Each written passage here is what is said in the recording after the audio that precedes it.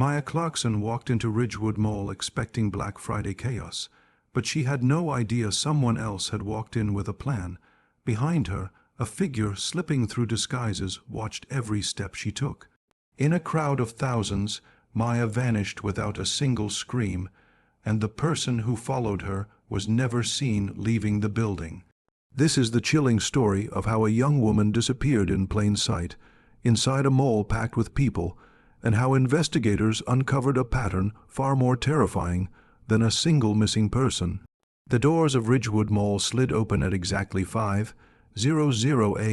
a.m., releasing a restless crowd that had been waiting for hours in the freezing dawn. People surged forward in a frantic wave, pushing and stumbling as the promise of discounts pulled them inside like a magnet. The sound was overwhelming, screaming voices, stamping feet, carts crashing into displays. In the middle of this chaos, Maya Clarkson stepped through the entrance, trying to navigate the storm of bodies around her.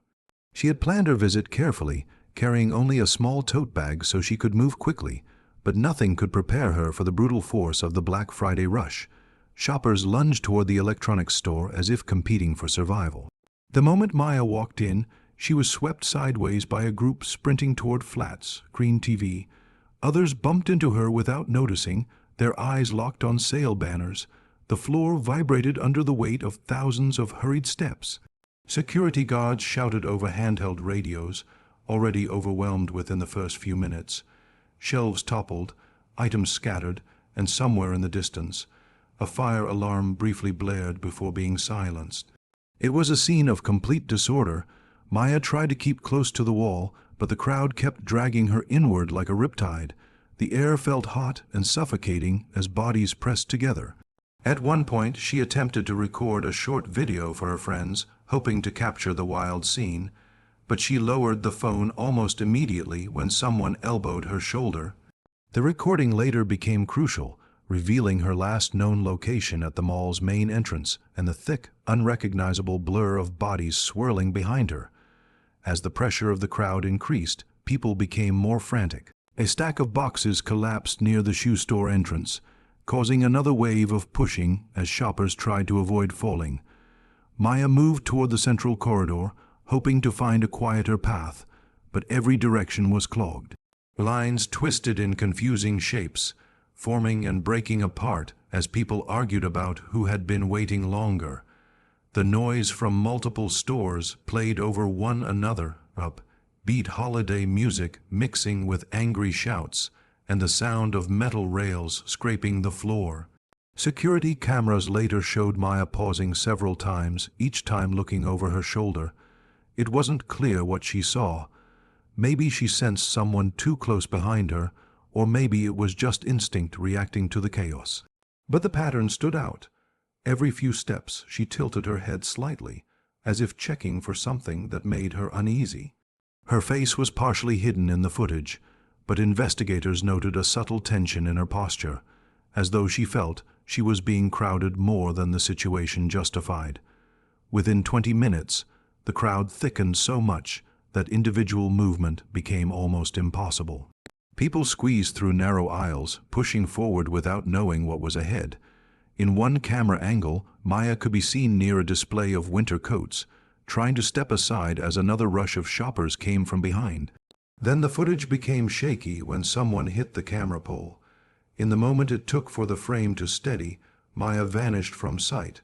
No one around her reacted. No scream, no struggle, no sign of distress. She simply disappeared into the crowd, lost in the frenzy of Black Friday chaos.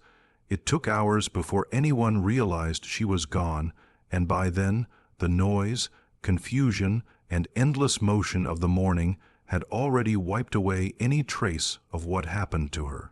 Investigators began their search by retracing every step Maya took inside the mall. With over 400 cameras running that day, the security team combed through hours of crowded, blurry footage. At first, nothing seemed unusual. Maya appeared calm, though slightly overwhelmed by the chaos around her. She walked with a steady pace, weaving between groups of shoppers moving in every direction. But as detectives slowed the footage down, something subtle but unsettling began to emerge. Maya was glancing behind her more often than the average shopper would. Not the casual glance someone makes while navigating crowds, but a deliberate look, almost like she was checking for someone following her. In one clip, she turned her head just enough to look over her shoulder before quickly shifting her focus forward again. A few seconds later, she repeated the motion. It didn't look like panic, but it wasn't random either. It was calculated, cautious, and strangely consistent. The team rewound the footage to see what was behind her. That was when they spotted a hooded figure lingering several feet back. At first, the person blended perfectly with the crowd, head down, hands in pockets, moving slowly. Their face was never visible, always hidden by the hood or blocked by other shoppers. What concerned investigators was the pattern. Every time Maya turned her head, the hooded figure was somewhere behind her, maintaining a careful distance. They never approached too closely, yet never drifted too far. Their presence was subtle, almost invisible in the chaos, but unmistakable when viewed frame by frame. For almost 10 minutes, Maya walked through the central corridor, glancing back at irregular intervals, and the same figure trailed behind her each time. When crowds became denser, the person slowed. When Maya moved faster, the figure adjusted their pace. It wasn't enough to raise suspicion in real time, but on camera it became impossible to ignore. Then came the most critical piece of footage, the moment Maya vanished. Investigators isolated the section from 3 camera angles. In one view, Maya was pushed slightly sideways as a group rushed past. Her figure blurred behind another shopper carrying a large box. When the view cleared, she was gone. There was no visible fall, no sudden turn, no hands reaching out. It was as if she slipped through an invisible gap in the crowd. Seconds later, the hooded figure appeared again, walking straight ahead without hesitation. But something had changed. They were no longer behind Maya. They were passing through the area where she had disappeared, yet they didn't look around or react. The figure continued walking until the camera angle shifted and lost them. That person was never seen exiting the mall. Not on any camera, not through any door, not in any parking lot footage. Adding to the mystery, mall staff found a small silver keychain on the floor near the spot where Maya vanished. It was confirmed to belong to her, yet it showed no signs of damage. Investigators considered whether she might have dropped it accidentally, but its placement felt deliberate, almost like it had been left behind during a rushed moment. Despite reviewing every second of footage, the trail simply ended. Maya walked into a crowded mall and vanished without a single scream, struggle, or witness, and the hooded figure who followed her, who seemed to shadow her every move, left no digital footprint at all. Their identity, purpose, and role in the disappearance remained a haunting void, one that pushed investigators deeper into the unknown. Investigators turned their attention away from the crowded public areas and toward the parts of Ridgewood Mall that most shoppers never noticed. Behind the bright storefronts and decorated hallways existed a hidden world of maintenance corridors, storage rooms, and narrow tunnels. These spaces formed a twisting network that connected every store to delivery docks and utility systems. Many of them were old, unmarked, and rarely used. If someone wanted to disappear or make someone else disappear, this maze offered endless opportunities. The search team began with the service hallway located closest to the spot where Maya had been seen last. The moment they stepped inside, the atmosphere shifted. The noise from the mall fell away, replaced by the low hum of machinery and distant ventilation. The lights flickered occasionally, revealing long stretches of gray concrete. These hallways weren't meant for the public. In fact, signs warned employees not to enter certain sections without authorization. As investigators moved deeper, they found scuff marks that looked fresh. The gray floor showed patches where shoes had scraped or slid across, as if someone had been dragged or had struggled to maintain footing. The marks trailed along the hallway, then abruptly stopped near a heavy utility door.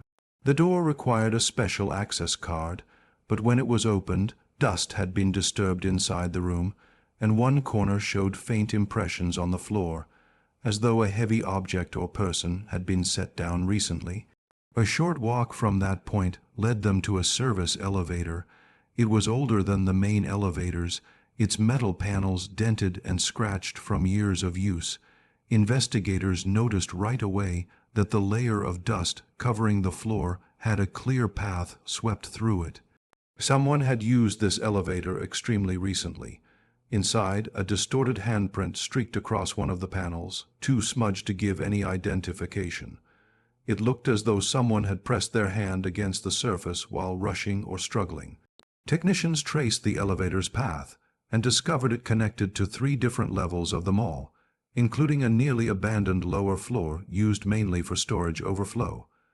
The elevator led to a hallway cluttered with old display racks, broken mannequins, and unused seasonal decorations. It didn't take long to find further signs of movement between these items. Dust shifted, objects slightly out of place, narrow spaces wide enough for someone to slip through. As they continued investigating, the team discovered something even more alarming. A maintenance logbook, kept by staff for years, listed odd incidents that had been quietly noted but never reported as major concerns. Several entries mentioned doors found unlocked despite being secured the night before. Others described hearing footsteps in areas believed to be empty or spotting figures in maintenance tunnels who vanished before they could be identified. None of the incidents were tied to Maya's disappearance at the time. They had simply been dismissed as small irregularities during busy shopping seasons. Yet one pattern stood out. Almost every strange entry happened on high-traffic days when the mall was crowded enough that a stranger could blend in easily, days like Black Friday. This suggested someone had been using the restricted areas repeatedly, learning the layout, memorizing the blind spots, and moving without attracting attention. Investigators realized that whoever followed Maya seemed to know these hidden hallways better than the employees who worked there. The mall was full of places where a person could slip out of sight for seconds or minutes without being detected. And if someone understood the maze well enough, they could move faster than any pursuing camera angle or security guard. The clues found in these hidden corridors raised a chilling possibility. Maya may have been taken into this silent world behind the walls, where crowds, panic, and noise couldn't reveal what happened next. Investigators returned to the security room with a new understanding of the mall's hidden layout. Knowing that someone familiar with the building could move through it undetected, they reviewed the footage again, this time with a sharper focus on the people within the crowd rather than on Maya alone.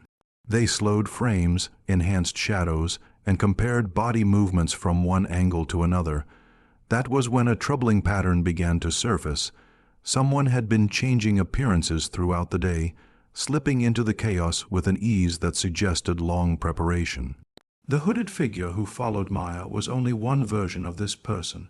In an earlier clip taken near the food court, investigators noticed a person with the same build, same gait, and same rhythm of movement wearing a dark red jacket. Moments after that, in a different camera angle near the shoe store, someone of nearly identical proportions appeared wearing a light gray hoodie. These weren't different people coincidentally sharing traits. They were the same height, same walking style, same posture, and often moved in similar patterns, always close enough to Maya's general path without appearing suspicious. Detectives realized the person had been switching clothing inside the mall. With the discovery of locked storage rooms and forgotten maintenance areas, this new theory made sense. The figure could slip into a back corridor, swap jackets or hoodies, and rejoin the crowd looking completely different. No one in the chaos of Black Friday would notice. People barely noticed the person next to them while fighting for discounted electronics, much less a single individual blending into the sea of shoppers. The footage then showed something chilling. In one clip taken only minutes before Maya's disappearance, a mall employee stepped into view near the main corridor. They wore a standard Navy uniform with the mall's logo stitched on the chest. The person held a stack of folded shirts, giving the impression they worked at a clothing store. On its own, nothing appeared unusual, but when investigators zoomed in, the details didn't match. The logo patch was slightly off-center. The shirt color was a shade darker than real employee uniforms. The name tag displayed a generic placeholder name rather than an actual staff member. This wasn't an employee, it was a disguise. Even more unsettling, the figure in the fake uniform had the exact same build and movement style as the hooded figure trailing Maya earlier. Footage showed this false employee walking behind her, staying a few steps back, moving with the crowd's flow yet adjusting their pace whenever Maya changed direction. They didn't interact with products or customers. They didn't talk to staff. They simply followed her. The investigators traced this figure across multiple angles until the moment Maya vanished. When she disappeared behind a blur of shoppers, the disguised figure was also momentarily blocked from view. But Maya never reappeared, while the fake employee stepped forward and continued through the crowd with calm, deliberate movements, far too calm for the surrounding chaos. The figure didn't look around, didn't pause, didn't acknowledge anything unusual. Within seconds, they slipped out of camera range. The team searched for footage of this disguised person leaving the mall, but there was nothing. They didn't appear at any exit, parking lot, or side door. It was as though the person had vanished into thin air with the same ease Maya had. A final discovery deepened the mystery. Inside one abandoned staff storage room, investigators found several discarded clothing items, jackets, hoodies, and 2 different types of employee uniforms. Tags had been cut out. Some pieces were dusty from sitting untouched, while others appeared freshly removed. This was a staging area, a place where someone had prepared multiple disguises and used them at different times. The realization was terrifying. The person who shadowed Maya wasn't just blending in with the crowd. They had come prepared, switching identities throughout the morning, staying hidden in plain sight. Whoever they were, they understood the mall better than security ever had, and they had used that knowledge to follow Maya without anyone noticing, right up to the moment she vanished forever. Nearly 2 weeks after Maya's disappearance, Ridgewood Mall was still filled with quiet tension. Investigators had walked every hallway, searched every room, and reviewed every second of footage, yet nothing explained how a young woman could vanish so completely inside a crowded building. The breakthrough came unexpectedly when a maintenance worker reported a strange smell coming from an old storage unit in one of the mall's lower corridors. The unit was rarely checked and had been locked from the outside for years. When security opened it, they found something that sent a cold wave through the entire investigation. Inside the small, dim space sat a single metal chair placed in the center, as if someone had been waiting or preparing. Resting neatly on the seat was Maya's tote bag. It held everything she had carried into the mall: her wallet, a folded coupon booklet, a half-empty water bottle, but not her phone. The items were arranged too perfectly, as if someone wanted to display them rather than discard them.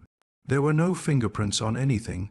The dust on the floor around the chair was disturbed in an odd circular pattern, like someone had walked in circles for a long time before leaving. But the door had been locked from the outside, raising the question of how anyone had entered or exited. Above the chair, the investigators noticed something even stranger.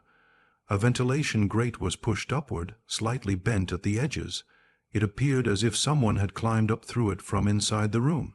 The duct above extended into the darkness, its narrow width barely wide enough for a person to crawl through. Dust was scraped along the interior, leaving a thin path suggesting recent movement. The duct system wound through the entire mall in ways even managers didn't fully understand. It connected to old installation shafts, dead end vents, broken sections, and forgotten outlets. Someone who learned the path over time could travel through it unseen. As investigators followed the trail deeper, they uncovered a pattern stretching far beyond Ridgewood Mall. A search into similar Black Friday cases revealed a disturbing link. In 3 different states, on 3 previous holiday shopping days, young individuals vanished under similar circumstances. In each case, the victim was last seen inside a crowded mall. In each case, footage showed someone blending into the crowd, changing clothes, adjusting their appearance, staying close without drawing attention. And in each case, the victim's belongings were later found inside obscure areas of the mall utility rooms, old storage units, abandoned offices, always arranged neatly, always untouched, always with the same sense of deliberate placement. Every mall involved had confusing layouts full of staff, only zones and ventilation networks that most employees barely knew about. The person responsible appeared to study these places carefully, preparing escape routes long before acting. They used the same strategy every time: hide behind the noise, the crowd, and the chaos, move quickly, switch disguises, enter restricted areas where no one would look, slip into the ventilation system, leave without a trace. Their method was so calculated that it felt less like a crime of opportunity and more like a ritual repeated with precision. With Maya's case, investigators found nothing linking her disappearance to a personal motive. No connection to any suspect, no digital trail, no ransom note, no communication, nothing to suggest why she was chosen. It appeared that Maya had simply been in the wrong place at the wrong time, a random victim selected during one of the most chaotic days of the year. The realization unsettled everyone involved. There was no profile to build, no behavior to predict, no way to anticipate when the perpetrator might strike again. Ridgewood Mall tightened its security after the discovery. Extra guards patrolled the halls, old storage units were sealed, ventilation paths were mapped and monitored. But even with all these measures, one truth remained: Maya Clarkson was never found. Her disappearance became a haunting reminder of how someone could vanish in plain sight when surrounded by enough noise and confusion. And each year, as Black Friday approached again, investigators braced themselves, knowing the person responsible had never been caught, and might still be watching the crowds, waiting for the next moment when chaos could hide the unthinkable once more.